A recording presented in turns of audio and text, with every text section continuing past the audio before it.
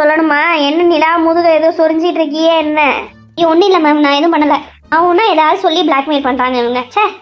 ஏன் நிலா ஜெசிகா கொஞ்ச நேரம் வாய மூடிட்டு இருக்கீங்களா? கிளாஸ் நடுவில் நொய்னு பேசிட்டே இருக்கீங்க. கிளாஸ் அமைதியா இருக்கணும் உங்களுக்கு சொல்லி தரலையா யாரும்? என்ன பழக்கம் வளர்க்குறீங்க?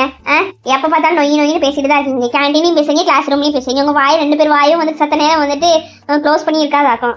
ஏன் அஸ்வினி, கேண்டீன்ல உட்காந்து நீ பண்ண அமுக்குவா, அதனால உன் வாய் வந்து க்ளோஸா இருக்கும். அதுக்காக நாங்களும் உட்காந்து 4-5 பண்ண உட்காந்து அமுக்கிட்டு இருக்க முடியுமா ஒரே நேரத்துல? ஏவ்ல இப்ப எதுக்கு கிளாஸ்ல எல்லாரும் முன்னாடி சொல்லிட்டு இருக்கேன் பண்ண அமுக்கிறத? வாய முடினி. உண்மை வெளில வந்துருச்சுன்னு அசிங்கமா இருக்கோ?